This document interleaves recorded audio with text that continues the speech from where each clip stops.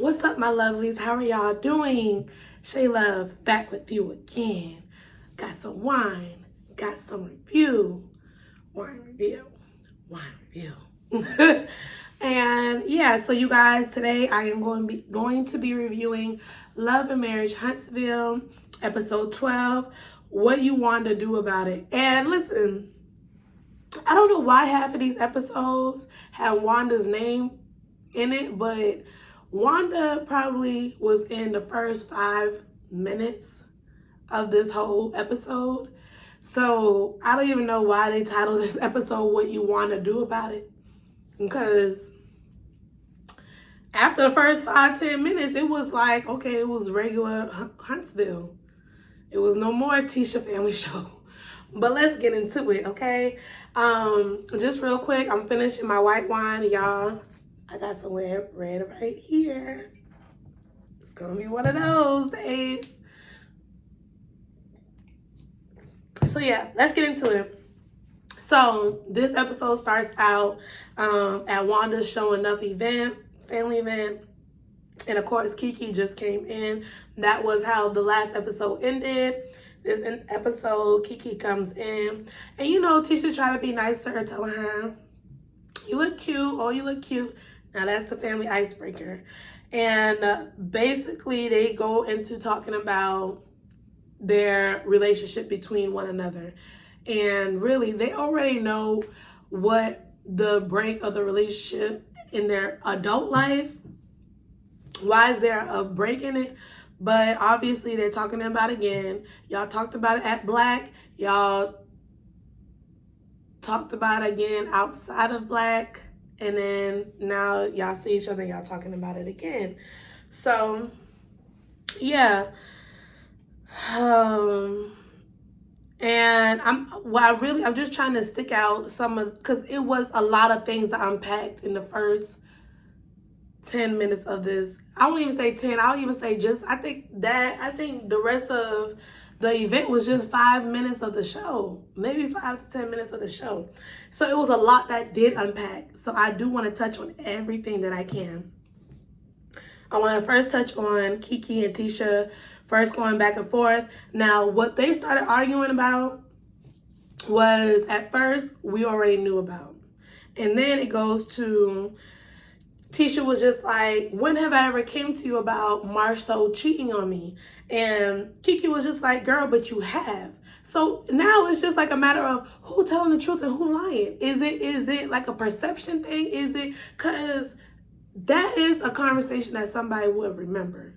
That is definitely a conversation that, hey, if my best friend comes to me about her man cheating and marital problems and everything like that, I'm going to remember those conversations because I know for sure that is important to them.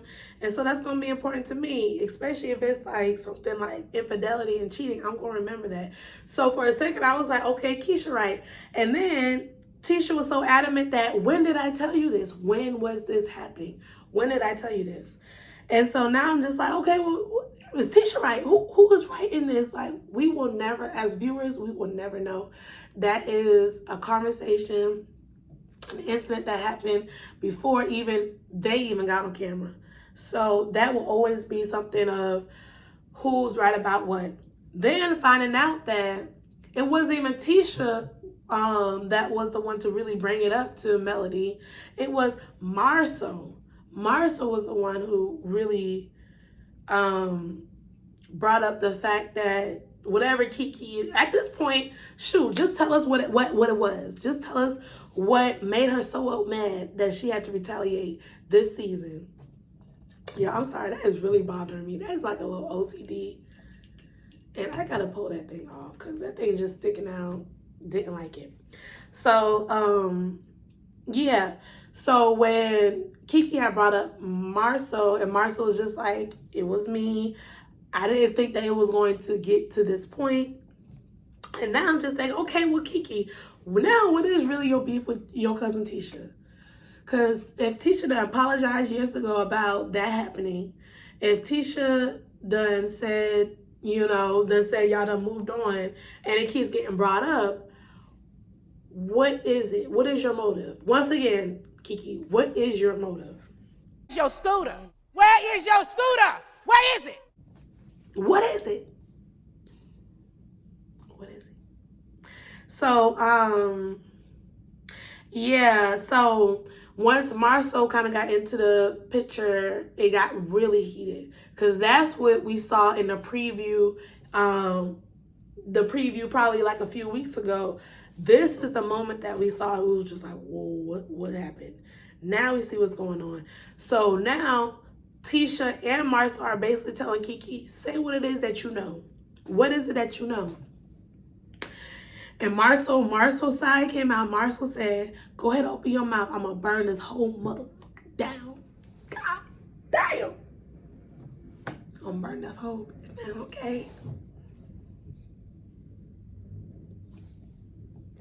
Listen, y'all, I ain't seen Marcel get mad like that before. He usually keep his cool and like to play the troll. But Marcel was pissed. And this goes back to me saying a few episodes ago that I really do think Marcel do things to just pull at people's tails. But when it really comes down to the nitty gritty, I don't think that he's doing half of the things that blogs and viewers and even family members and people around Huntsville is saying that he's doing.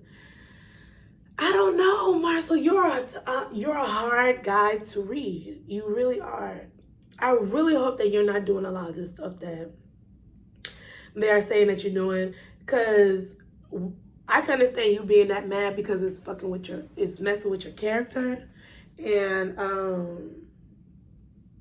especially if it's not true, and it throws a bad negative connotation on your character.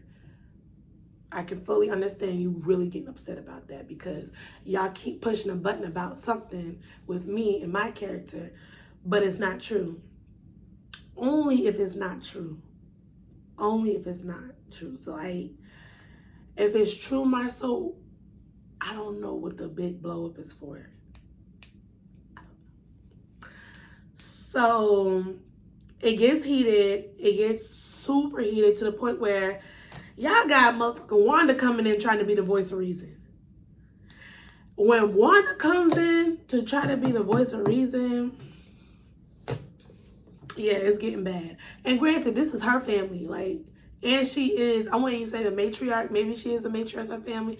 But she is one of the elders in this family. So, of course, she's going to try to get everybody, the younger generations, to calm down, get themselves together. And then another thing, this is her event. Now, I'm going to be honest. On this day, when we watch her at her event, we got a totally different side of Wanda. We didn't get dramaful, run her mouth full, causing drama Wanda. We got business. She all about her business. She don't want no bull going on. So you do know how it is to have something important to you and close to you. An event going on, a launch or whatever. And then people coming in and ruining your shine, your moment, your event. So I thought it was interesting that she was a voice of reason. And then she was trying to like get everybody to defer everybody off of the drama by saying like, hey, how was my food? This shows me that when you keep a bored person busy, they don't get too messy. When a person got nothing but time on their hand and maybe a different walks of life, depending on whatever their niche is, they're not as messy when they are busy doing something that they love. Wanda, I got a totally different version of you at this moment. Honestly, I'll give it to you this whole season. There were some moments where I was just like, all right now, Wanda. But I could tell that you're really trying to watch yourself this season. You really are trying to watch yourself, your mouth, how you are towards others. And hey, listen, that's all some people can ask for. That's all some people can ask for. So kudos to you, Wanda. I noticed it. I don't know if other viewers notice it. I don't know if you know, Marcel notices it, but yeah, I notice it, and good for you. So, yeah, so Wanda tried to calm everything down. Then Kiki's husband comes in, and he's like, hold on, what you're not going to do is disrespect my wife. And I'm going to be honest. Ugh. Your wife will let she disrespect you. Just going based off looks, just based off of my shady opinion. But you don't give me you wear pants in this relationship. You can barely raise your voice at Marcel loud enough for it to be known that don't talk to my wife like that. Because I was like, damn, what the husband at? Because Marcel was going in long enough. You know what I'm saying? What a husband at? And then he come in, he was like, all right, now we're not going to disrespect my wife.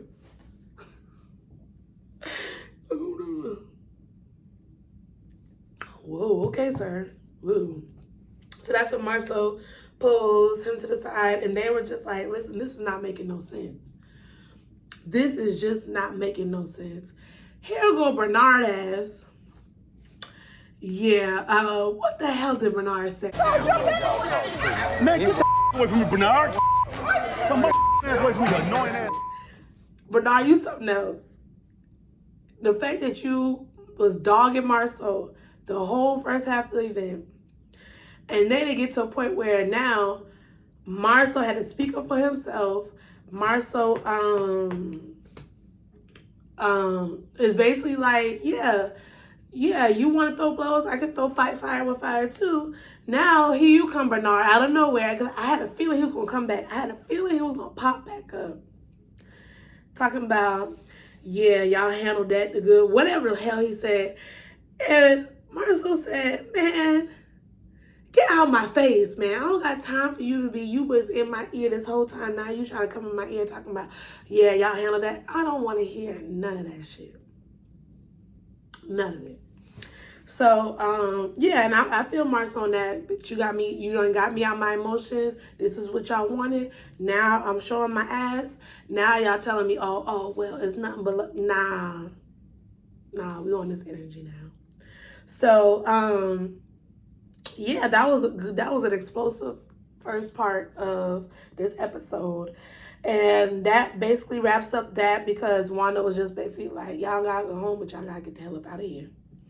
So it goes to, Kimmy goes to see Destiny. And I love Kimmy because Kimmy really do check on everybody in the group. She really do make sure all the women are good. She's a girl's girl. And I will, every time I bring up Kimmy, I'm going to do a little mini why I love her segment. A little mini like moment of just saying how much I love her. So she goes to see Destiny. And basically they start talking about the conversation with Stormy over at Jalen's housewarming. And I'm going to be honest, I agree with Destiny on how she feel about that conversation. There's no way you got offended by me calling you sweetie. Whether you felt like it was condescending or not. I mean, I believe Destiny. If y'all talked outside of here, if she called you sweetie before, why all of a sudden in front of the camera is, oh, it's not sweetie. My name is not sweetie. Stormy, you really just picked something just to go back and forth with her about, because y'all could have just let things be what it is, been like, hey, it was emotional at Galentine's. I thought that you was coming for me at that moment. Listen, if you wasn't, we good. And it could have just ended like that. But Stormy, you really do act like you're in high school still. Really do. Not cool. So yeah, I do agree with Destiny when she was just like, I don't have energy to pick towards somebody that is, what she say, when rationale, when logic and and reason is out of the picture, there's no need to have a conversation. I feel you 1000% on that. Once I feel as though you ain't trying to understand me, and you ain't trying to fully get your message across how you want to get across, I don't feel as though it's much to talk about, because you're not trying to really have a mature conversation. And people that's not trying to have mature conversations, I don't have time to talk to you, because I don't got time to be going back and forth or to be making like petty ass back and forth. I don't got time. And I think Destiny realized that at Valentine's Day that she was doing that with Stormy. And she just realized, I'm not about to do that again with you. Like, girl, you done, no, not doing it. So, then, you know, Kimmy, because Destiny made a comment, well, you know, at the time I was going through a loss of a friend. And Kimmy was just like, I didn't think that you and Mel were to the point that y'all whole friendship is lost with one another. And Destiny was like, well, what else, how else would you explain it? And that's what I'm trying to figure out. How else would you explain it? Because, you know, she was just basically saying how Melody was towards her. I mean, I don't know. And this is all Destiny's opinion. We can say how we feel. We can hear Melody, how she feels. This is all based off of Destiny's opinion. Now, I will say this. Destiny, you can't be mad at Melody for you going through a divorce and you not telling that you're going through a divorce and you won't expect her to be there for you. You gotta open your mouth. If you really want a friend, you gotta call your friend and reach out to them and be like, I need you right now. I need a friend right now. So yeah, that was basically the gist of their conversation. I can just see Destiny just trying to just be on chill mode. And Kimmy just checking in on her. So that was just basically that. Go to the next scene, the boring scene. Tiffany goes to see Lewis at the compound. I mean, I really don't want to get into it, but I'll get into it. Tiffany asked Lewis why he didn't ask her about the trip when she first came home. Why didn't you, for real? Lewis basically said, girl, stop capping. You fell straight to sleep as soon as you got home. When did I have time to really talk to you? You want to be out there with your homegirls and to be on hot girl shit. And I'm home waiting on you. So that was basically, I don't even very much want to get into theirs. It's boring. So Martell goes to see Melnika. I loved when they, I actually like the scenes when Martell goes to see Melnika because they talk about good business. She really do try to help him out. And he really isn't receiving it. So good for them. They talk about getting ready for the launch of his new wine. And of course, that's going to be in ATL. So they're just going through, I guess, last minute, what are we going to do about that? Who's all invited? What is really going to be going on there? And so, yeah, they talked about that. Like I said, I like the storyline for Martell. I like the storyline for Martell. I feel as though, yeah, I think this is a good look for him. And basically, that was that for that scene. So next scene, Tisha and Marcel go out to lunch. And at first they talk about business. And then they go talk about basically how they communicate with one another. And which we already know, Tisha wants Marcel to be direct with answers as direct the questions are going asked of him. Marcel's basically saying, I don't mind answering your questions, but when I feel as though your question insults my character, I may troll with you because there's no way you're serious about asking me that question. I need you to stop asking me questions as your husband and you're my wife. That is really, that really damages character. And I'm not gonna lie, he brought up the whole fact of him bringing champagne over to the newest champagne over to Mel's house. And I still would be like, why the fuck is why? What is your point? What is your fucking point? So yeah, I still would be like that. So they discussed that marital stuff. They discussed it, they got over it, by the moon, by the band. Kimmy and Mel goes to meet for lunch. And I do appreciate Kimmy for trying to pull as much as you can out of Mel, but Mel's a Scorpio. She's a Scorpio. We like to let motherfuckers know what we want them to know. And if she don't feel as though her relationship or her friendship with Destiny is going to go anywhere after that, that's just how she feels. And that's just that on that. And Kimmy was just basically saying, like, listen, I really did think that y'all had a chance to rekindle things, make things okay. Like, is it really to that point? And Mel is just like, listen, at that Valentine's Day, it was a lot going on. I did not mind going to check on her, but that was about it. That was about it. I don't know really. Like, I can see Mel's point. I can see Mel's point in certain things, and I can see Destiny's point with certain things, because Mel is just basically saying, girl, I have been a friend to you, and for you to say that I hadn't been a lack of a friend to you is very hurtful, to the point where I can show you how much I am not a friend to you. Period. But I get Destiny. Destiny just feels as though I don't know if she wants more of Mel. I don't know exactly what Destiny wants, but I think what Destiny wants is what, as a friend, Mel was offering to a certain extent. I don't know.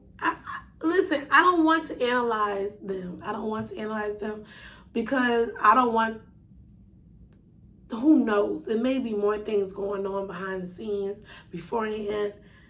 So who knows? But we just know that there is conflict. They feel how they feel, and it sucks.